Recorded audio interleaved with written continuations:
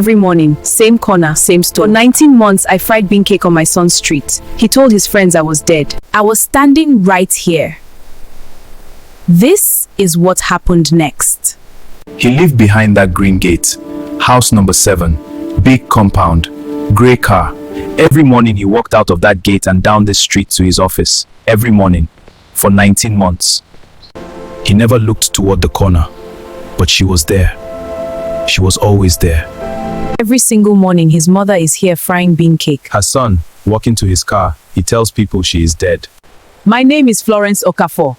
I buried a husband. I raised a son alone. I lost my shop. I started over. And when my son told the world I was dead, I did not fight him. I did not leave. I came to his street. I set up my stove and I fried my bean cake every morning. Until the morning he finally looked up. This is my story. And it is also yours. Her own son told his friends his mother was dead. He said I was dead? Why would he do this? She was alive. Selling bean cake on his street. A true story of shame, survival, and a love that refused to die, even when it was told to. Before we begin, I want to ask you something. Is there someone in your life you have been too proud to call, too ashamed to face, too busy to go back to? Keep that person in your mind. Watch this story and then do something about it. Chapter 1 begins now.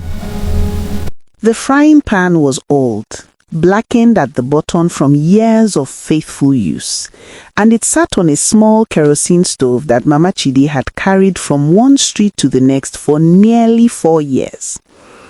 Every morning, by 5:30, she was already at her spot, the corner of Adewane Close, just before the junction that led into the estate, where the big houses stood behind painted gates and security men who never smiled.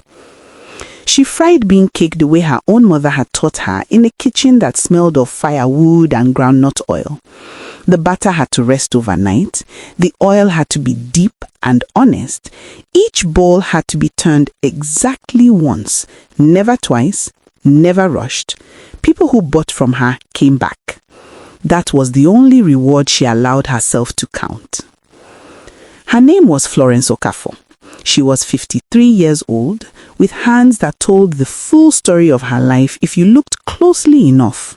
Calloused at the palms, steady at the wrist, gentle when they needed to be. She had buried a husband, raised a son alone, sold fabric for 11 years, lost the shop to a landlord who gave no warning, and started over with a kerosene stove and a borrowed pot. She had a son named Emeka, who lived inside that estate, behind the green gate at house number 7. She had not spoken to him in 3 years. She had not stopped loving him for a single day of those 3 years. That was the part that made it hard to breathe sometimes.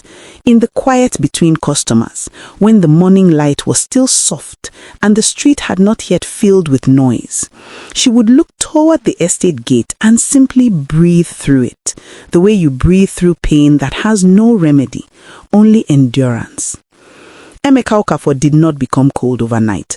That is the part people never understand about stories like this. It happened in layers, the way a good man slowly becomes an absent one, so gradually that he barely noticed until the distance was too wide to easily cross. He had grown up watching his mother sacrifice. He knew the smell of her exhaustion. He had seen her eat last and pretend she was not hungry. He had watched her haggle at the market with the focused intensity of a woman for whom every naira was a small war won. And he had told himself through every exam and every hustle and every late night that the day he made it, she would never struggle again. But making it changed him in ways he had not budgeted for. The colleagues, the dinners, the casual conversations where backgrounds were offered like credentials. He had watched men speak about their families with a particular pride, fathers who are professors, mothers who are retired civil servants. He had smiled and said little and felt something he refused to name tighten in his chest. The dinner 3 years ago had broken the fragile thing he had been balancing. Florence had arrived in her best dress, a blue dress, Ankara with careful embroidery at the collar. She had pressed it herself. She had even bought a new pair of shoes for the occasion. Low heels, slightly too tight, which she bore without complaint. But she laughed too loudly at something a colleague said. She called the waiter "my son" and asked him to bring her water with a warmth that felt, to Emeka's newly calibrated eyes, unbearably out of place. She mispronounced the name of the restaurant. She asked the price of a dish before ordering.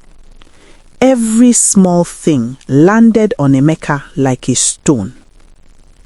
On the drive home, something ugly climbed out of him. He said she had embarrassed him. He said she did not fit in his world. He said, and this was the one that would haunt him, that she should have just stayed home if she could not behave properly.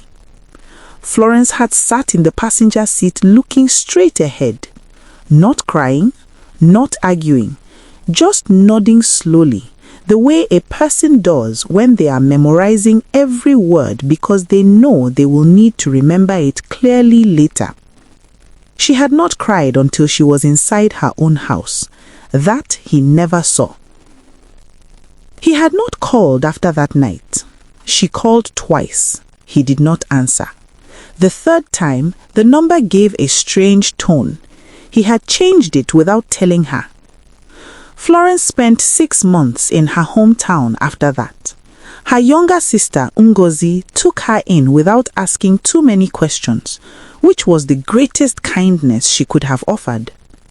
In those 6 months, Florence did not speak badly about Emeka to anyone, not once. People who knew her situation expected bitterness. She gave them silence instead. She woke every morning, helped with Ngozi's children, cooked, prayed, and quietly reassembled herself. Then a friend mentioned the estate area, new residents, young professionals, good business for food sellers in the early mornings. Florence packed her stove and came back to Lagos. She did not know it was his street until the 3rd week. She was mid-fry when she saw the grey car slow at the junction. Her heart stopped and restarted in the same second. She turned her face toward her pan. The car moved on. He had not looked her way. That evening, she packed up, went to her room, and sat on the edge of her bed for a long time. She told herself she would find another street. She repeated it several times firmly, like an instruction. The next morning, she returned to the same spot. She could not explain it cleanly. Perhaps it was a mother's stubborn, illogical need to simply be near, even unseen. Perhaps she knew something her mind had not yet admitted to herself. Perhaps she was simply too tired to run from her own son.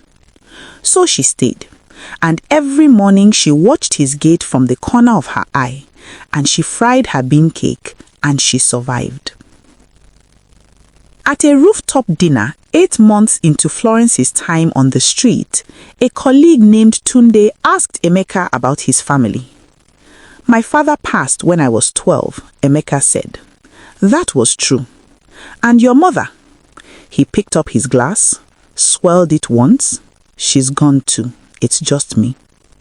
The table offered sympathies. Someone touched his shoulder.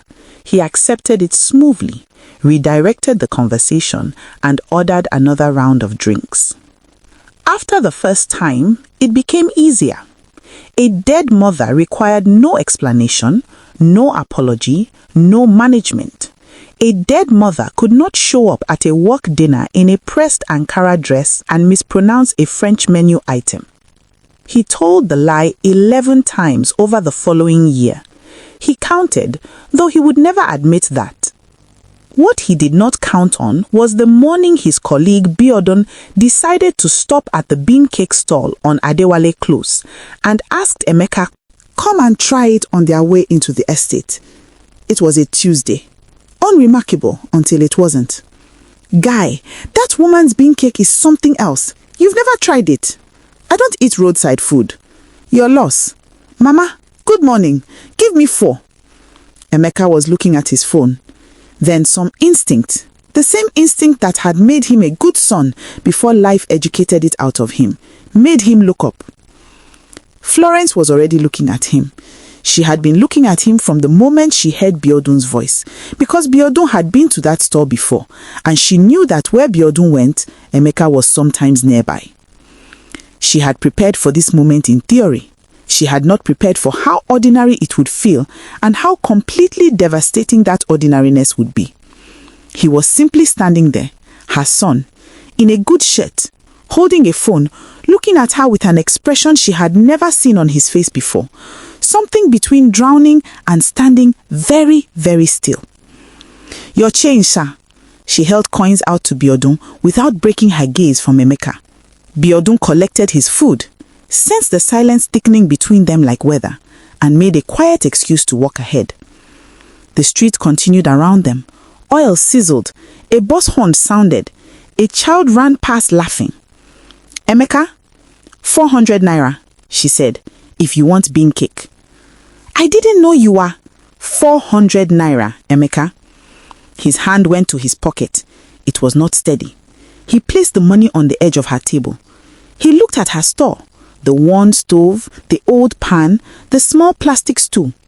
He looked at her hands, which he knew so well, these hands that had plaited his hair as a boy, that had held his face when he had fever, that had clapped the loudest at his graduation.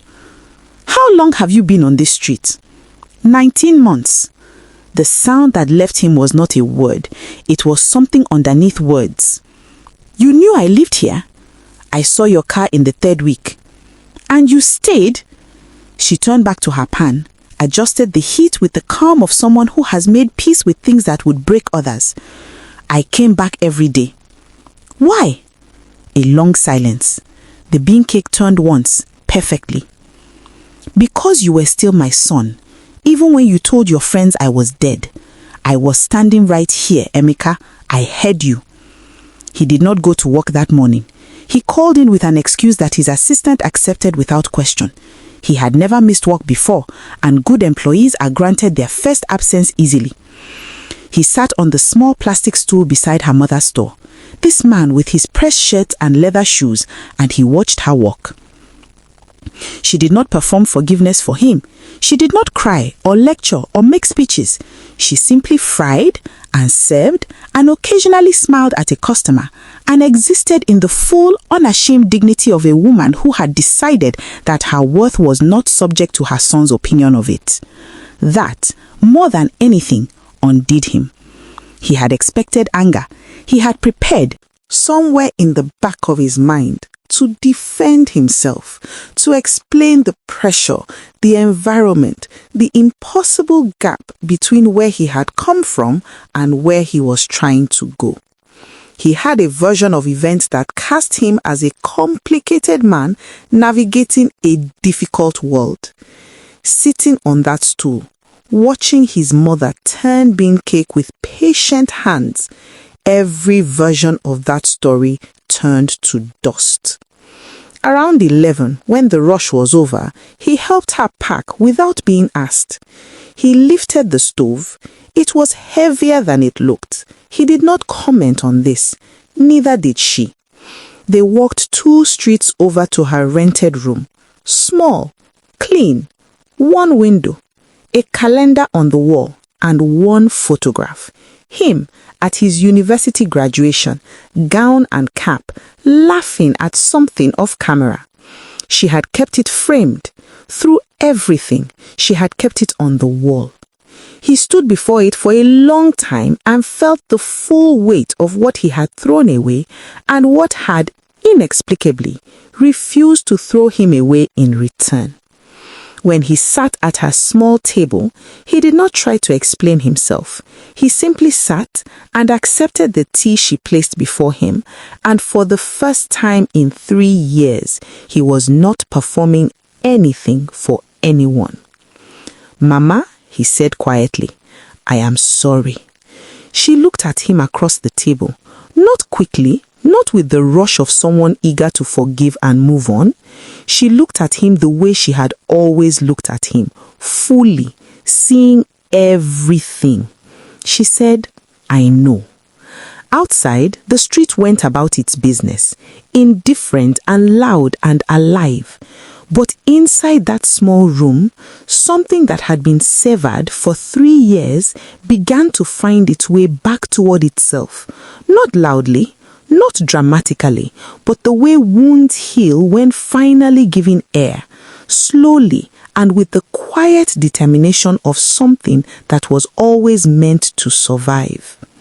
The women who bought bean cake on Adewale Close began to notice changes as the weeks passed. First, the stove was new. Then a small canopy appeared, proper and clean. Then a young man in a grey car began stopping every single morning, not just slowing, but parking, sitting for a few minutes, sometimes carrying the stove when she packed up. Some said he was her son, others doubted it because of the car and the clothes and the way rich children in Lagos usually did not have time for roadside mothers. Florence never explained. She simply fried and turned each piece exactly once and let the street draw its own conclusions. One morning, a woman asked, "Mama, that fine boy where they come every day, who be him to you?" Florence looked up from her pan. The smile that crossed her face carried both sorrow and gratitude in equal measure. The smile of a woman who has paid a very high price for something and decided it was worth it anyway. "My son," she said simply. He found his way back. She turned back to her work and said nothing more, because some things do not need more words than that. If this story moved you, if you saw your mother in Florence or recognized yourself in Emeka, share it with someone who needs to read it today. A mother's love does not expire, but time does. Have you ever taken someone's sacrifice for granted and later realized it? Drop a comment and share this story with that friend who needs to call their mother today.